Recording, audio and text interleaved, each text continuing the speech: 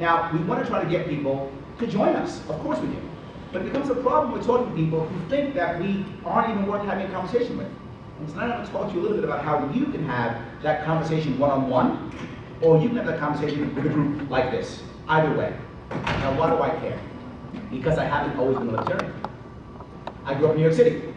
And my father, both my parents have passed, my father was black, and in New York City, he thought, you know what, politics, useless.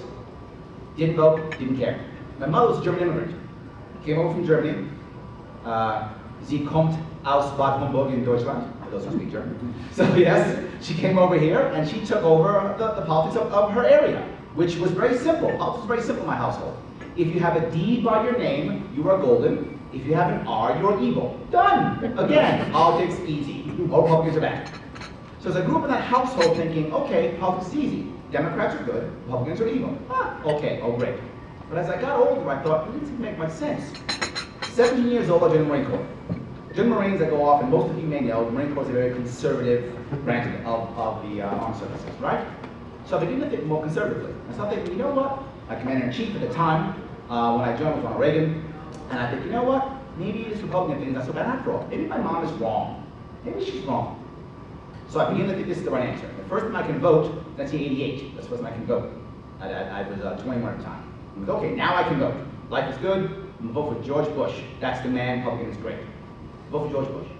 4 years goes by, and I realize he's no better than anybody else. Remember, you read my lips, no taxes. Same, no difference, right? Raises everything, no difference. Okay, you know what? It's okay, because I heard Bill Clinton speak. 92. I thought, Bill Clinton, this guy moves me. He's different. He's going to change everything. He's the guy. Well, for him, I'm a Democrat now. Mom was right after all. You see that? She was right after all. This Republican thing was crazy. 8 years of him, and I'm like, what? This is not working either. Nothing is, there's a difference. None of these guys are good at all. But I'm lost. There's no one around to tell me there's anything else besides left and right. That's all I can believe.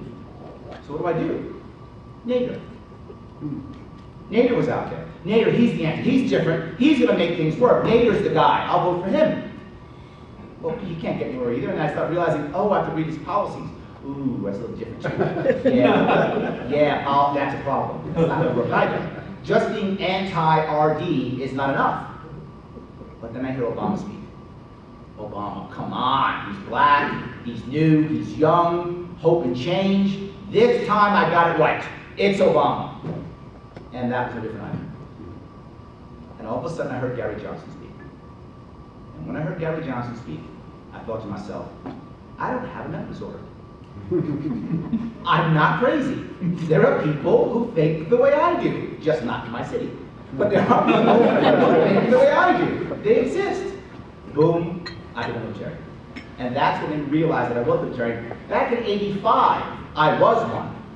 I didn't know I was one. There was no one to talk me through this. There was no one to show me. There was no way for me to get that epiphany moment to realize there was something else out there. Does that make sense? Yeah. That's what I'm talking about today. Two things, one-on-one and then group. In one-on-one conversation with people, here's a problem. Often they judge us right away. You're libertarian, you're bad, you're evil, you want to see babies in the streets, those kind of things, right? Their mindset becomes very easily, if the government doesn't do it, it doesn't get done. Right? That's where they go. Remember this, people, this is fear. This is not logic. And we often try to fight these people on logic. It is a mistake. It's a mistake. It's emotion. So if you tell someone, this is a conversation I had. Woman told me, Larry, you don't understand. Obamacare is great because now we can all get health care. And I said, okay, not fighting. Okay, well, how about a free market idea? Her words to me were, well, we just had that. We just had that. This is where many of these people stay. And it's not based upon fact, it's based upon emotion. They fear if we don't have the government, then it's Mad Max. Right? That's our option. Walking Dead, the zombie apocalypse. Right? If we don't have government. We keep this piece in mind and we talk differently. And here's what we want to do. When you talk to someone one-on-one, I want you to bring up a question, not a fact. And I want you to bring up a question based upon a personal situation, yourself, them, or somebody else, but a personal story, not a fact, just a story. Can someone tell me an issue they deal with people? What's an issue you deal with non-Libertarians? Can you give me one issue? Everyone agrees with you always. Everyone always agrees with everything you say. Please, go ahead. One, healthcare. Beautiful, okay. So, healthcare. So you could say something like, you know, this doesn't work because. It's bad because. They will not hear you. They will not hear you. But instead, I often tell a story. I'll say, you know, Obamacare, I know a lot of people like it. I know a lot of people in my city, they're actually deciding to not get health insurance because it's so expensive. And what they're doing is they're just paying the fine at the end. So they're not getting health insurance, but just paying a fine. A fine because it's cheaper for them than getting health insurance. What did I just do? I took me and you, and I made it that over there. It's the perfect way of making a third party that you and I can now discuss. We can discuss those people. It's only about me and you. Let's talk those people over there. That's what they did. What do you think about that? How could that work? And have them talk. And whatever they say, here's your rule, what you must do. I'm going to follow what Nick talked about earlier today. I want you to be nice. No matter what they say, no matter what, our job is to accept it, listen and accept, no matter what. Well, you don't understand, Obama's a god. Okay. Accept and listen. Then I want you to simplify what they said, and then ask another question. And your feeling, your emotion must not be anger or annoyance. Your emotion must be the concern or disappointment. This is a tactic you have to use to get someone to hear you. Just go, okay, so you think that maybe government is the only way to get health care? That's it. And let them answer. And whatever they say, our goal is the same. Accept. Absolutely. Accept. Got it. Yes, government's the only answer. Government is the, got it. I hear you. Exactly. Got it. And then I'm going to ask them the question with a concern or another option. Well, could we try maybe a system to where employers weren't required to do anything and we just got healthcare on our own? Would that be something we could try? And I don't care if they agree or not. This is the most important thing. Two things are going to stop communication all the time. Two things stop communication. Our desire to be right and our projection of ourselves on others. I'm going to erase both of those. Because here's the most important piece. I'm not going to turn them. As David said today in his presentation, I'm not going to turn that person today. It's not going to happen. But what I can get is the epiphany moment. Now, when I spent my time in the Marine Corps, I spent some time in intelligence, some time in counterterrorism school, and we talked a lot about interrogation techniques, things of that sort. Where am I going with this? All right.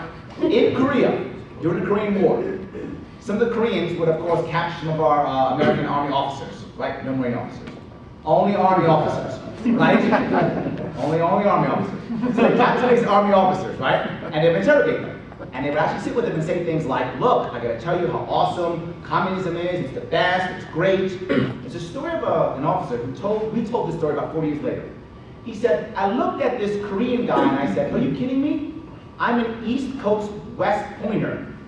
When this war is over, I'm heading back to my beautiful house, my awesome family, all my money. How in the world do you ever expect me to think communism is good?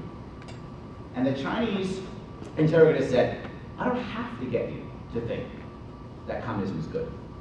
I just have to get you to believe that your way is not perfect. If I do that, you'll be Korean. That's all I have to do.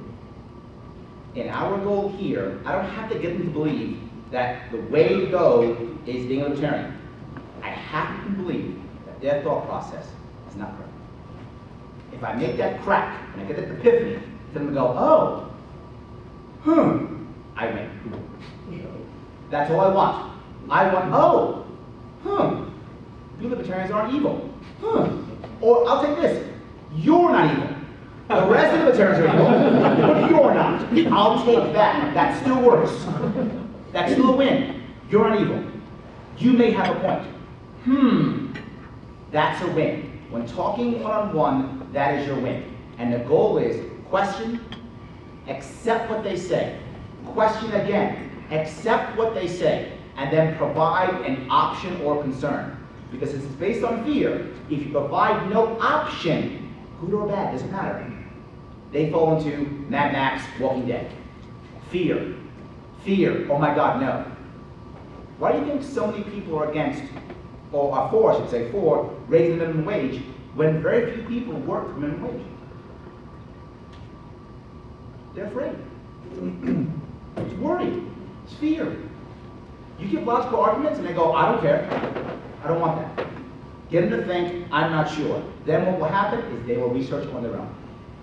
They will figure this out, and as you said perfectly, what you say, driving down through Kansas. Sorry, thank you. When they're driving through Kansas, they go, that guy was right. And that's what I want. I want to hear that, get that doubt. So when they see Nick on TV, they go, that's that stuff Larry was talking about. You might be right. If we do that, we win. So I don't want you to force, I don't want you to try to convert. I want your goal is to crack that 100% and get the epiphany. You do that, we win. Make sense? Yeah. That's one-on-one. Now, why do I say this? Because it's so hard for us to do this, right? We project ourselves and others. Right? We project ourselves and others. In New York, if I say something like, do you want the government deciding, what books your kids get? You want the government deciding your health care? They go, yeah. Yeah, so done. If not government, who? Which shocks most of us, and we laugh at that. But to them, it's okay. I don't want us to assume that they think anything. Conversation, break it. That's all we want. The next thing is, I don't care if I'm right. I don't care if I'm right. I just want them to think that maybe they're wrong. That's it. We good? Now a group of people. That was one-on-one, that group. Remember something, any group of people you talk to, you're going to have 5 different types of audience members. Here's some rules for you to remember. There are 5 types. First one's a resistor. A resistor is someone who says, you're wrong, and you haven't even spoken. Right? You haven't said a word. You're wrong. You're wrong because you're too young, too old, too not New York, too New York, a libertarian, a Democrat, etc., whatever. You are something, you are now wrong. That's a resistor. So, what do? We have good, strong, logical arguments, right? And they never work. That is not the answer to deal with a resistor. A resistor doesn't like you, doesn't believe you because of emotion. Emotion. This goes back to kind of what you talked about, David, today. What I want you to do when you know you have resistors in your audience is first thing to do is respect and acknowledge them and find common ground. So what I want you to do. If I now got a room full of Democrats and I say, hi, I'm a libertarian, you're like, oh. Right? I can't do that. I've got to talk about things that they care about, like marriage equality. I've got to say things like, as an example, I know that you guys out there, a lot of you are going to think that I'm wrong because I'm libertarian. I get that, and I respect that. Just saying that calms the room. But there's something I know that we agree upon, and that is marriage equality. I know we can sit together on that piece no matter what. I start my presentation with that, now I got a shot.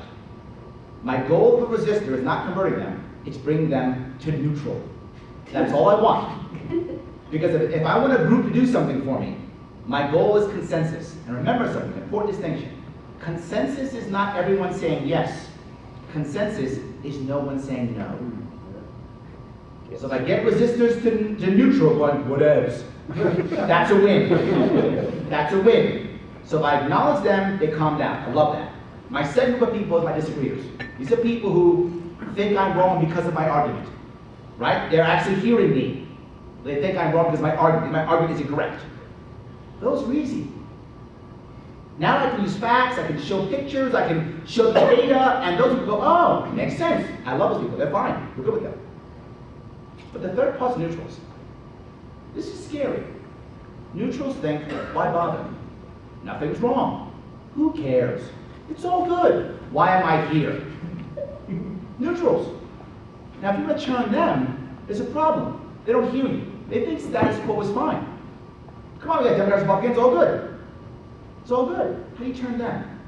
An important piece that we have to talk about in this conversation, that is the price or cost of inaction.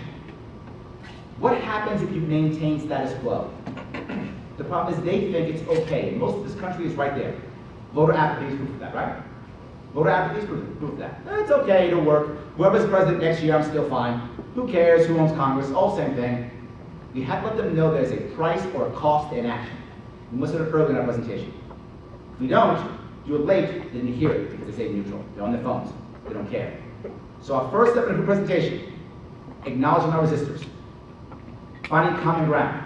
My second step is let people know, if we do nothing, there is a price, whatever that is.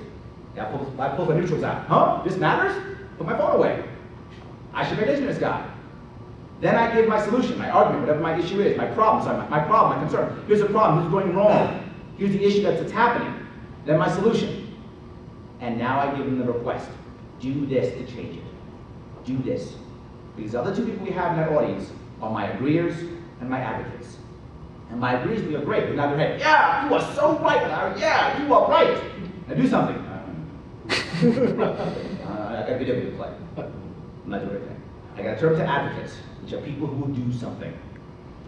And that is giving them something to do. If I don't tell them what to do, is nod their head and go home and go, I support the Libertarian Party because I said so. And that's it, do everything else. So I must turn them into something. Does that make sense? Having these discussions back and forth, I'm going to give you a couple other tips.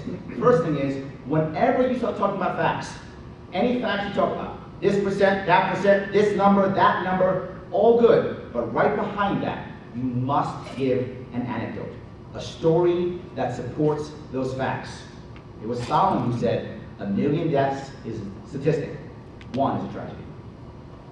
Does it make sense? If you ever remember this, remember those who are old enough, remember the old days when you watched late night TV, you would see a commercial for Children International. And a guy would come out and say something like this. He'd say, you know, I'm making this up, you know, 40,000 kids in Guatemala starve to death every day or whatever, right? Oh, that's terrible. Change channel. They changed one thing about 20 years ago. He said this, you know, 40,000 kids go to bed hungry in Guatemala every day. Like Juan. As soon as he said, like Juan, the phone starts ringing. Oh my God, we gotta save Juan. Because Juan represents those 40,000. So when you say X people do this, this happened, you must have a story that says, see, this is real. Because I don't get 18%, 9%, 15,000, 100 million, I don't get that. But I get Juan. I get him. So have these stories ready. It's the emotional piece, the fundraiser earlier they were talking about. This is how we do it, an emotional piece, how we make this real for us. Next, when you have a solution, when you decide what the solution is, you must have an analogy. You must say, it's just like. If you don't say that, it's too scary. People don't like change, even good change. They don't like it. It's an emotional piece that we have to deal with. It doesn't have to make sense or not. But have an analogy. It's been done before. Something like this has happened. It's just like when we did. All of a sudden it becomes, oh, this isn't so radical. I get it. It's all good. So keep this in mind when talking to people who you know think you're crazy, who you know don't agree with you. This is the only way I can survive in New York City. That's how it works, right? You have to do this to get people to go, oh, you know what? This might be right. Now they start showing up. Now they start coming to your events. Now they start writing those checks. If you get them to believe in an emotional level that, you know what, maybe I'm not perfect, maybe these guys might work, all of a sudden, things change. The last piece I'll bring to that tonight is the idea of social proof. Anyone ever heard of social proof before? Heard of it before? It's a wonderful idea. It says, if someone else has done it, it is more valid. Whatever it is. If someone else has done it, it's more valid. When you start talking about your ideas, your policies, what's right, what works, talk about others who think the same way. Talk about others who think the same way, who have done the same thing. Let people know who your libertarians are around you. If you say, do you know guys like Bill Gates? They're not libertarian. They are? Well, he said this, that, this. That's social proof. He believes this, that, and this. Now, he may not be a libertarian, but he clearly knows libertarian ideas. He's mentioned them. Bring it up. Oh, I respect that guy. That works. Did I give you guys too much today? Good. All right, so that's your beginning. First, one-on-one or group. Does anyone have an idea? What would you talk to people about? Someone give me a problem you might have. Talking to somebody from the audience. Talking to some Democrat and Republican who thinks their answer is the right way. Please, go ahead. How would you rebut to, because I have lots of conservative friends, we have lots of common to fight for. Sure. But according to their questions, their religion, and their homosexuality is the same. Sure. They have a hard time to really accept their gay marriages. So you want to say it's something like this. Again, you use stories. I mentioned stories. One-on-one story. You know, it's funny. I had two friends of mine who were gay. And you might ask, do you know anybody who's gay? Just ask that person, do you know anybody who's gay? Often they do. They go, yeah, I know John or whatever. I don't respect his lifestyle, but I know he's gay. Okay, God, John, beautiful. I know guys like John, and you know, his lover or his husband or his boyfriend was ill, and he couldn't go to the hospital. He wasn't treated with respect. In his time of need, he was with respect. He's a friend of mine, it really bothered me. I don't know, how would you feel about your friend John not being able to be with the person he loves, being unhappy? How would you feel about that? That's my question, personal story. I don't really care what she says before. She might be a firebrand. Then he'll burn in hell. Okay, I'm gonna accept that. Doesn't matter what she says. Okay, I get he'll burn in hell. And I ask my second question, accept it, listen, and come back with an option or a choice. Okay, I hear you saying, look, isn't that his choice though, to burn in hell? Isn't that his option to do that if he wants to? Doesn't God give him free will to make that happen if he wants to make that happen? Shouldn't we let God judge him in any way, but still while he's on this earth, be people he loves? Now they may say no, I know better and I know God's will and he should burn in hell. They might say that. But if I can just get that person to put their own person, their John, in their head and go, well, I really don't want that to happen to John. Or maybe I should let God judge them. I win. I'm not going to turn them in that one at all. But I might get them to neutral. If I get them to whatever, I win. Does that make sense? So use your own personality, obviously, but I want to try to use those same 4 tactics every single time. Never change. Right? Question, personal. Accept, got it. Return with the question, right? Got it, simplify it. And then, hey, what about an option or choice? That's it. Let it go from there. If it's a group, they're all evangelicals. I'm talking to all of them about it. Same idea as I mentioned before. I got a lot of resistance in there, don't I?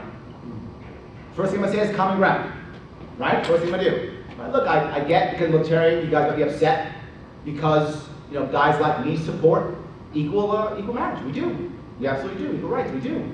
I know you're getting happy about that. I get that. Acknowledge it. I respect what you have to say. But here's what I know we do completely stand together, and that is we completely stand together on freedom of religion. We stand together on that. Completely. Freedom of choice. We totally stand on that together. And they'll go, yeah, we do. Fine. Boom. But okay, they're hearing me. Before they weren't hearing me. But they were doing this, waiting for the chance to give me a bad, why are you libertarians evil? They're waiting for that. Right? But now they go, oh, this guy's so bad. Because that's my resistors.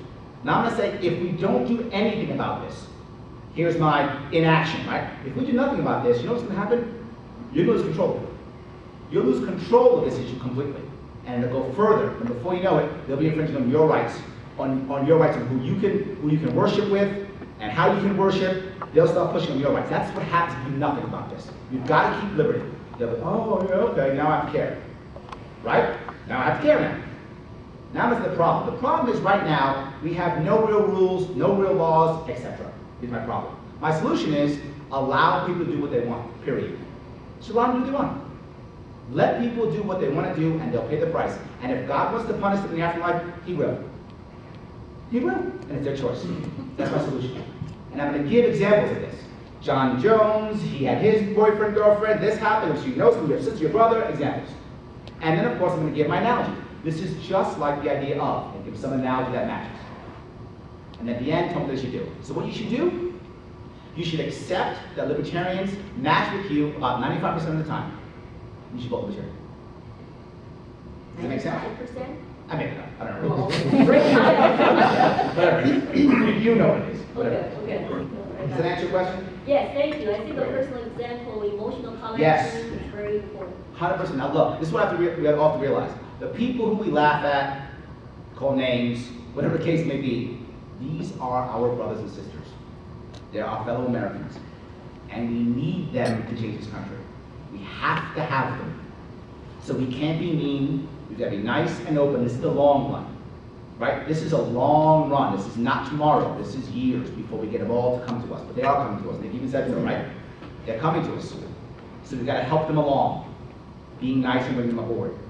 Because if we can get to their core, and their core is where their fear is, get to their core, remove that fear, show them there's another option that isn't Mad Max or The Walking Dead, we'll gain their hearts. If we gain their hearts, we'll gain their votes.